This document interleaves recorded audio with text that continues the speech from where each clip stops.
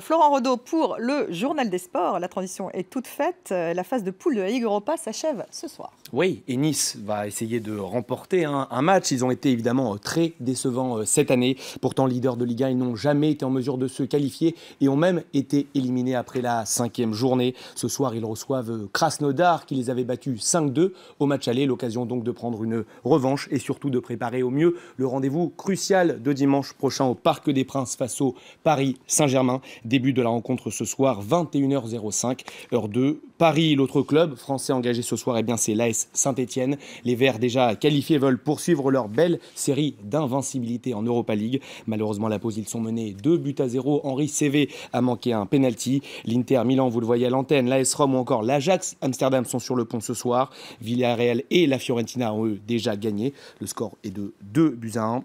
De son côté, Manchester United joue actuellement sa qualification en Ukraine sur le terrain du Zorya Lugansk. Les hommes de José Mourinho ont besoin d'un nul pour passer. Et José Mourinho a d'ailleurs critiqué les conditions dans lesquelles vont se dérouler ce match. On va l'écouter. L'hôtel est bien. Le stade est bien. Mais le terrain est mauvais. Il fait froid, donc je sais qu'il est difficile d'avoir un meilleur terrain.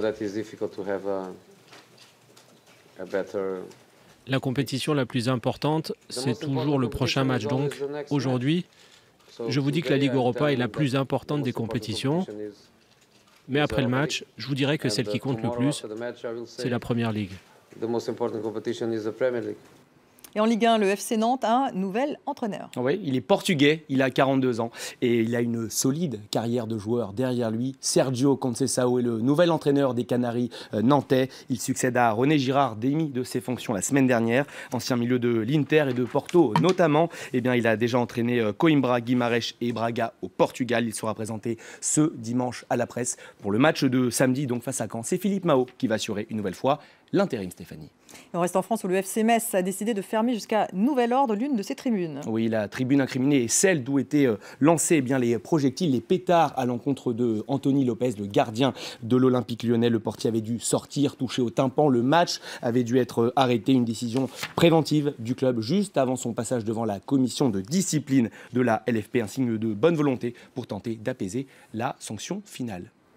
Vendée Globe, 2 skippers en tête de la course sont déjà dans le Pacifique. Et c'est toujours Armel. Ils sont rapides, ceux-là. Ils sont rapides, ils vont établir sûrement un nouveau record. On verra ça à la fin de la course. C'est toujours Armel Lecléache sur Banque Populaire qui devance Hugo Thompson sur Hugo Boss. Le Français et le Britannique sont déjà à la mi-parcours. Vous l'avez dit, ils sont dans le Pacifique après seulement 32 jours de course. C'est un record. Prochaine étape pour eux, la Nouvelle-Zélande sur la 3e marche du podium. Paul Mella sur SMA, loin, très loin des 2 leaders. Et on termine avec la NBA, les Rockets qui ont signé la performance de la nuit face aux Lakers. Aux Lakers de Los Angeles, tout à fait, une victoire de plus de 40 points, 135-94, c'est assez rare en NBA, plus 41, une véritable démonstration collective des Texans avec 10 joueurs à plus de 8 points, c'est rarissime en NBA. Eric Gordon, que vous voyez à l'antenne, a inscrit 26 points, James Harden 25, dans la raquette, Clint Capella et Patrick Beverley ont dominé les débats avec respectivement 9 et 7 rebonds, un match à oublier pour les Californiens, mais un panier que vous allez voir qui, celui-là, n'est pas à oublier. C'est Lou Williams, le joueur des Lakers, qui inscrit un panier totalement incroyable. Plus de 15 mètres, directement petit filet. Magnifique.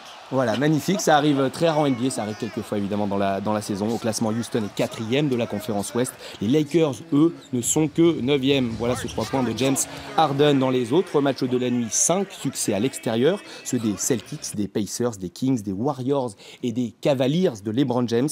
Le Heat, en revanche, a lui été battu chez les Hawks. Les joueurs de Miami en grande difficulté cette saison depuis les départs de leur star Dwayne Wade. Voilà pour les sports. Merci Florent. Florent Renaud, Journal des Sports. Vous restez avec nous, on se retrouve juste après la pub et la météo.